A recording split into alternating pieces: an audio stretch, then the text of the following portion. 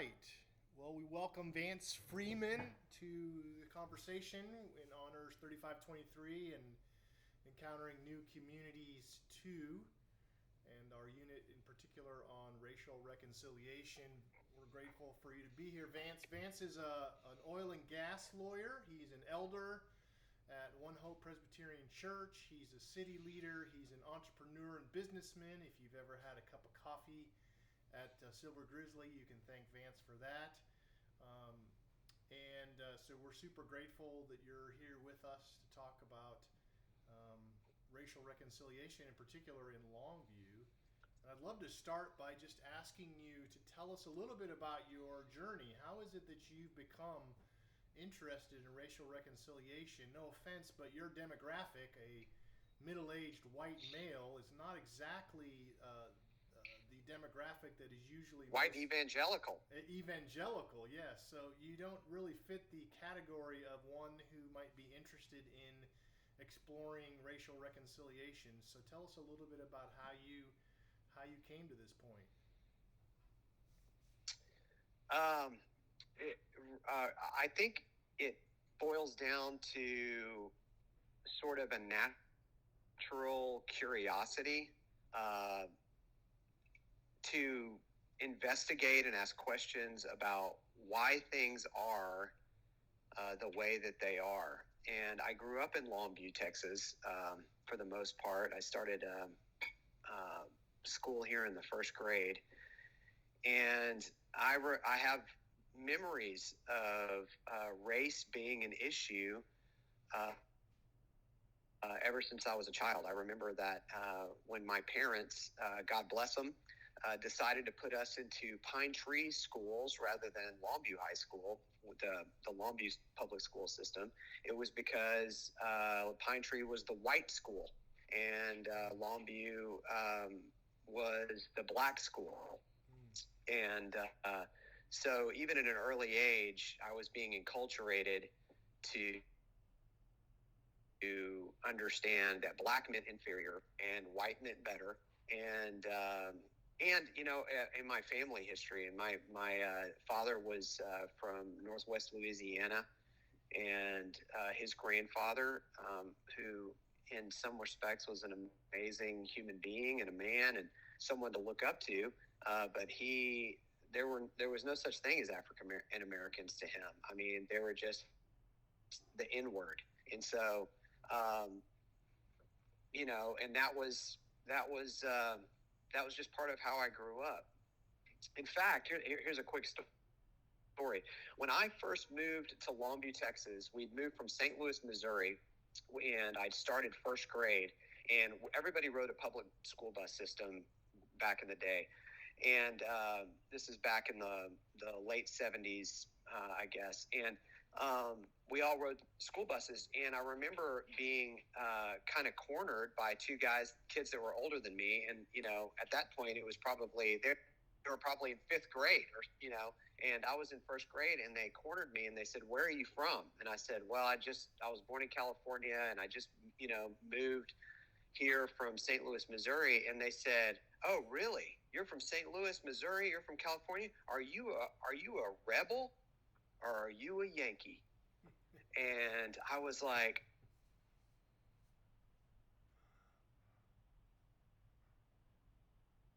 and so I answered, I said, "Well, I'm a Christian." And they both looked at each other and they said, "E." And so, you know, race is there in my context. I mean, you just have to look around and it's everywhere. And so, as I got older, I always sort of considered myself drawn to history. History was my favorite classes, my favorite subjects when I was in junior high and high school, et cetera. And so I just sort of gravitated to learning about why my neighborhood was all white, why black people are separated, and so it was just curiosity, just asking why. So how did you go from that sort of early childhood curiosity noticing things to the point to where you are now, where you are engaged in the diversity and unity committee, and where you seem to be moving beyond mere curiosity to wanting to be a part of solutions where there is reconciliation between these separated communities.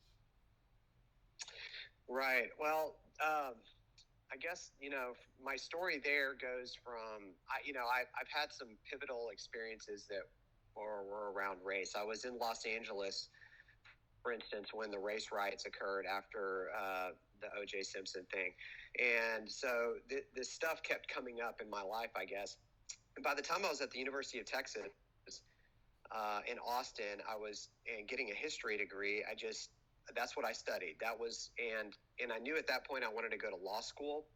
And so in many ways, constitutional history and the history of the United States is civil rights history. What rights do the citizens enjoy here? And so when I was at University of Texas, I gravitated toward those types of classes and ended up doing my senior project was on civil rights history after the Civil War in the American South. And so, and at the time, I was not a believer. I considered myself to be, a liberal, for lack of a better word. So I was left leaning, did not believe in God.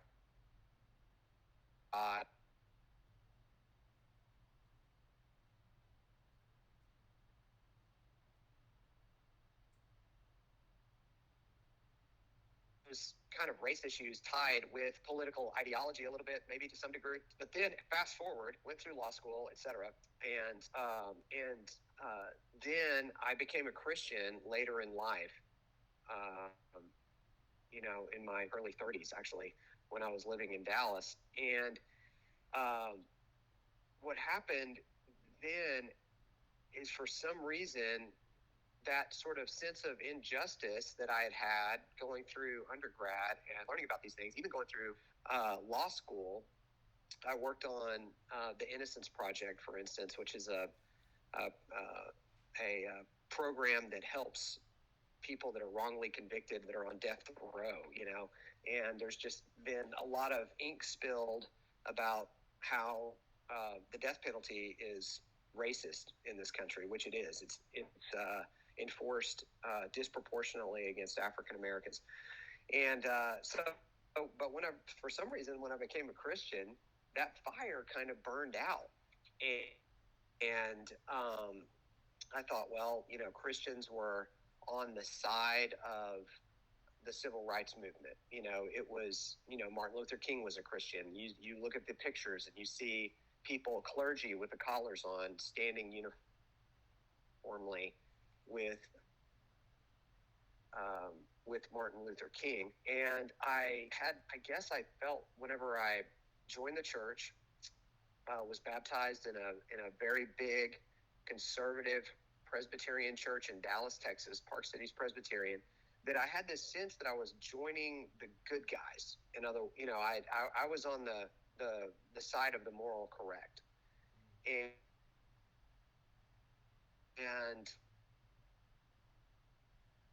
for a number of years until recently. And it wasn't until we started to have the issues with, like, Trayvon Martin and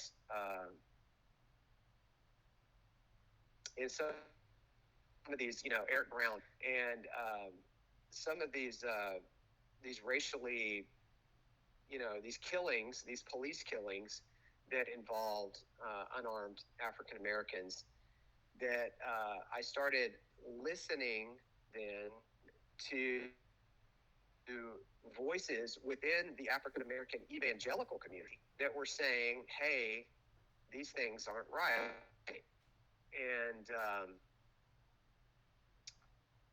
And so when I started doing that, because I'd been steeped in that history, and I understood that there's systemic racism in the criminal justice system. But what I guess I was shocked to find is when that curiosity was kind of rekindled, I started looking around,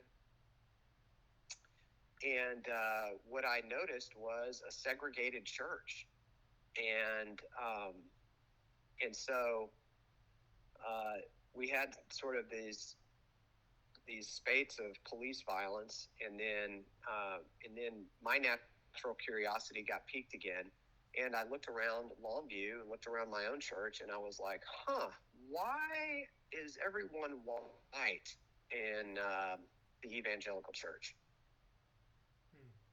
And so that's really been. And so for the last 4 years, I guess, I've been sort of on this journey with myself, and thankfully with some African-American friends to sort of explore that. Yeah, that's very helpful.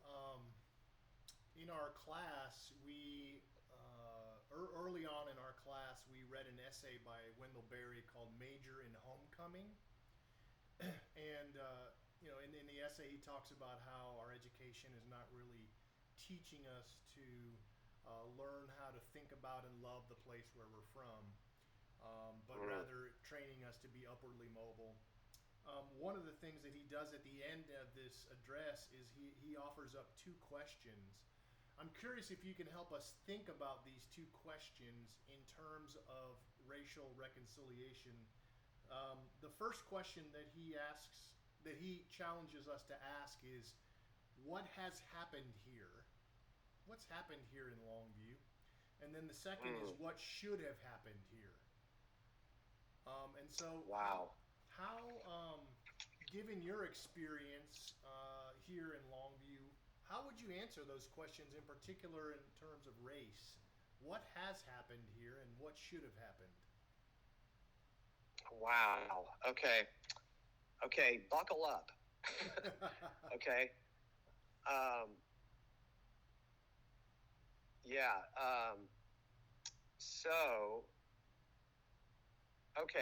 So Longview is in a county called Gregg County. Okay. So this is what happened. What happened? Why is Longview here? And why is Gregg County here? Okay. The what is this. Gregg County did not exist at the beginning. And so Gregg County was created specifically during Reconstruction in 1878. Okay. And why did the Texas legislature create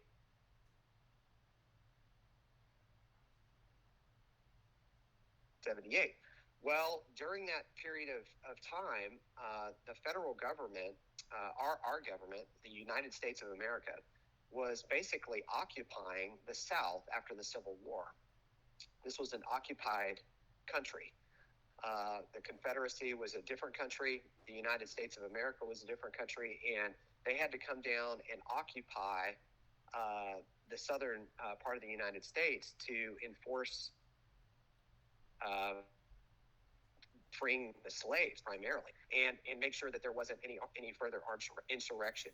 And because you have to understand, in the South, in some counties in the South, African Americans outnumbered white people. I mean, there were more slaves than there were slave owners, and so throughout many areas of the South, African Americans were 60% of the population. And so, if you're trying to maintain white supremacy in a democracy, and you're literally outnumbered by African Americans, then you've got to sort of take matters into your own hands. And that is what happened in the American South, is that throughout the South, and Longview was one of those places, African Americans outnumbered white people. And so Longview was 60% African American, and this area was 60% African American. And so, because Longview is an extension of of really the sort of river delta type of farming, cotton farming, all the way over until you get almost to Van. And so that's where people would farm cotton. And so it's really sort of an extension of the Old South. And so there were huge plantations here. There were lots of African Americans. And so the legislature in Texas realized we've got a problem for Upshur County, for Rusk County, and Harrison County. And those are the bordering counties for Longview. And the problem is that we had there was too high of a concentration of African Americans. And so the danger was that African Americans at that time, and they did. So throughout Texas, you have to understand, during Reconstruction, there were black mayors of cities. There were black county judges. There were black congressmen that were elected to Congress. Now, of course, Reconstruction ended because the federal government, the United States, sort of after 25 years of doing that, kind of got tired of trying to enforce racial equality, and they gave up on it. And then you haven't seen a black mayor or a black county judge or a black district attorney in Longview ever since then. But at the time, they were concerned because there was 3 counties that could turn all black. And so what they did is they carved a little bit out of Upshur County to the north. They carved a little bit of Rusk County out of the south. And then Harrison County was supposed to give some of their land over to the creation of a new county. And that county is Gregg County. It's the smallest county in Texas. And it's named not for anybody that's around here. It's named for a Confederate general who lived down around Cherokee. But they sort of did that to poke the African American population here in the eye. It's like, hey, we're going to give you your own county. That way you can have majority rule. But we're going to name the county after a Confederate general that was killed in the Civil War. And so that is the context for Longview. You know, we just celebrated Longview's 150th anniversary. And the one thing that we left out that when we tell these stories is that Longview in some ways was an African American founded city. I mean, the first church here was an African American church. This was an African American settlement. And then what happened after oil was discovered in the 1930s, which, you know, is an amazing North American resource. It helped us win World War II. That's another great piece of history. The Kilgore oil fields that stretched all the way up to the Longview. Once that was discovered in 1930s, a flood of immigration occurred here in Longview and Gregg County, and Longview switched from being a majority African-American county to a minority African-American county. It became, instead of 60-40 African-American white, it became 60% white, 40% African-American. So, and then basically what happened, and as an oil and gas lawyer, I was in a particular strange way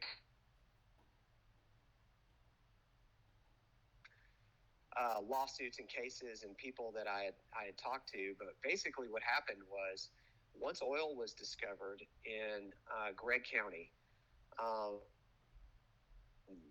there was and this is long after segregation had ended, of course, and we had reverted to a system of white supremacy in the South and Jim Crow. There was basically the systematic robbery and trickery of whites to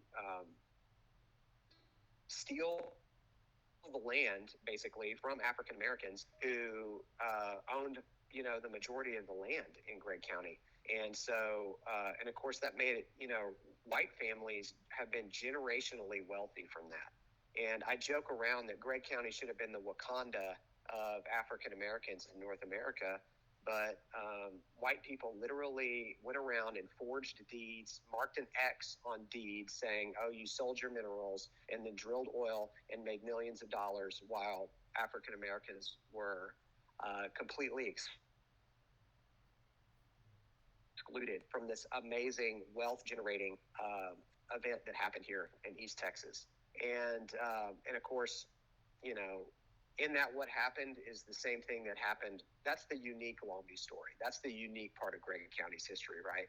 But then you have just the regular Gregg County fit in like any other city and county throughout the American South, where African Americans were systematically excluded from participating in all forms of civil government. So could not vote, could not testify against a white person in a court, could not be a lawyer, could not be a judge, could not be a postman. You know, any sort of form of institutional power that the government conveys, African Americans were systematically eliminated and prevented from participating in that, and also eliminated from participating in any sort of the financial system or banking system. So that's what's happened. That's what happened. And so in sort of answering that question, you can see it doesn't take a genius to sort of say what should have happened, right? So yeah. I think it answers both of those questions. Talk a little bit about the way in which African Americans historically have been left out of the banking, real estate, wealth generation, apart from the oil. Like, what are other ways that they've been excluded from ways of generating wealth that could be passed on generationally? Yeah, well, first of all, banks, you know, we live in a capitalist system. And so what does that mean? It's a system in which we can, through a banking system and because of a centralized currency system, we can have access to resources, and people can bet on that or gamble on that or invest in that. And then that allows people to lever capital into businesses and entrepreneurship. So just like the Silver Grizzly, so, you know, which is a coffee shop. If you want to open a business in the United States, you need to get a business plan, kind of understand how accounting works. And then what you can do is go and ask a bank to loan you some money to help you to get a business started. And African Americans couldn't do that. I mean, banks just wouldn't loan to African Americans. Well, and the reason that they wouldn't loan to them is they were a terrible credit risk. Why are you a terrible credit risk? Because at any moment, a white person could come along and take everything that you own and you had no recourse. So African Americans were excluded from the banking system. African Americans were also excluded from one of the other foundational pieces or an essential element of a capitalist free market society, which is contract making, right? So we have to have freedom of contract, and those contracts have to be enforceable in a court of law. So a basic contract would be, I grow a crop of, let's say, cotton or wheat or some other cash crop. I've got to be able to go to the market and enter into a contract with a buyer and say, I'm going to sell you X amount of bushels of cotton in exchange for a certain amount of money, right? And so African Americans, if they went to the marketplace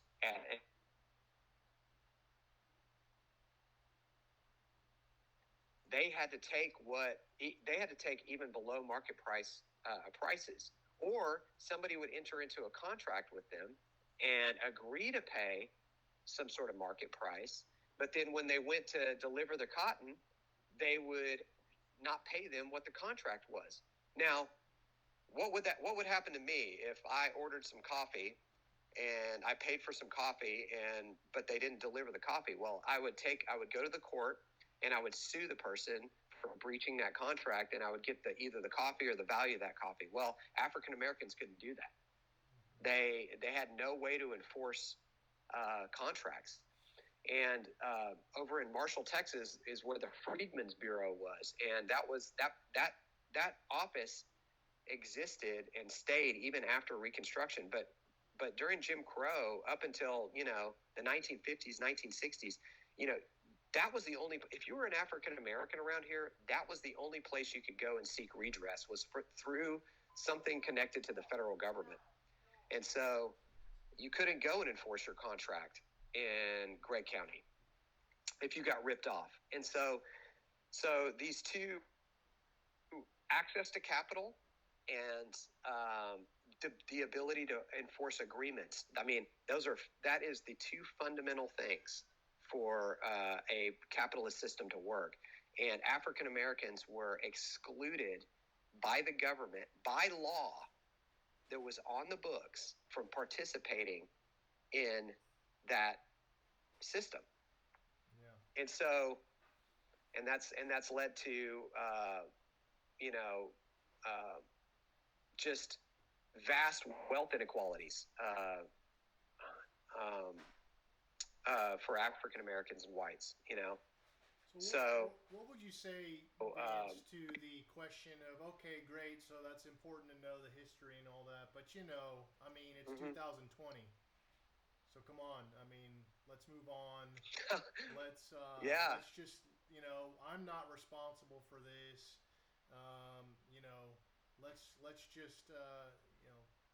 Let's just move on and put this behind us, and everybody has an equal chance now. Right. There's no. Yeah, that's something that you hear a lot. Like, well, there are no obvious racial discriminatory laws that still exist on the books, right? And so, and we've sort of been talking about, we're talking about 100 years ago or more, 125 years ago, when we're talking about Reconstruction. But people have to understand that it didn't just happen during Reconstruction. I mean, there were other things that came along that where the federal government, so the federal government ensures the banking system, right? And so through federal policy and law, whites were given preferential treatment. And then you have, you move up in time, and then you have one of the biggest wealth creation direct payment programs that's ever happened in United States history. And I'm not even sure that this, new coronavirus aid package equals that, but it's the GI Bill. And so the people don't understand, like, we had 400,000 African Americans served in World War II. When they came back, all those veterans were able to participate in the GI Bill, and that did two things. It provided low interest and subsidized loans for home ownership and for college education. And so you had millions of white people coming back from World War II, and they participated in,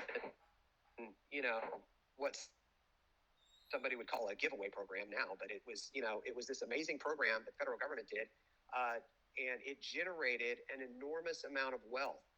In fact, it was the largest wealth generating program that we've ever had in the United States, because it led to home ownership. And so many American families owning a home was the catalyst that allowed them to then send their son or daughter to college and et cetera. And what a tragic thing happened with the GI Bill, that, adjusted for inflation, it's trillions of dollars that were given away. The GI Bill, in Congress, it came down to a vote, and they made a compromise with the southern states, because the southern states did not want African Americans to participate in that. And so as a compromise, the federal government allowed each state to dictate how to distribute and enforce and give out those benefits, and they excluded African Americans from the GI Bill. Veterans of World War II that risked their lives fighting for this Constitution came back to the United States and were systematically discriminated against by one of the largest wealth generating programs we've ever had in the United States. It created the middle class. So when you look around, you see these statistics. I mean, well, first of all, just drive through any city, and what do you see? It is broken down into a black section of town and a white section of town. It is a poor section of town and a wealthy section of town. Why did that happen? All you have to do is start asking why.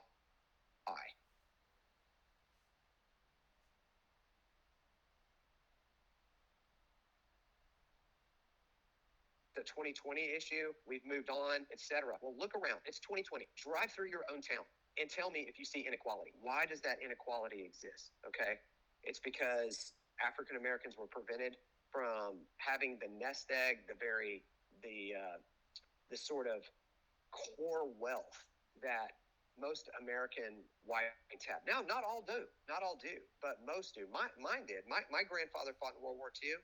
He came back. He participated in the GI Bill. He was able to he used the GI Bill to do two things. He went to a trade school to help him learn welding, and then he also used it to purchase a home. And because of that, my mother went to college. And because of that, because my mother went to college, my dad went to college, I have a greater than 50% chance of getting a college education myself. And so I've benefited from that. And I've benefited from that financial security. And somebody who's my age,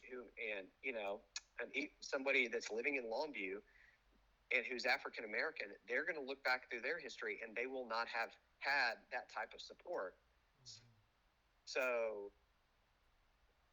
and here I am in the top, 5% of income earners in the United States. My counterpart who lives on the south side of the Longview, who could be just as smart as me, just as talented as me, but because of these decisions that have been made back in time and really up and through the 1960s, he is unable to provide for his family in the same way I do, command resources, have access to power.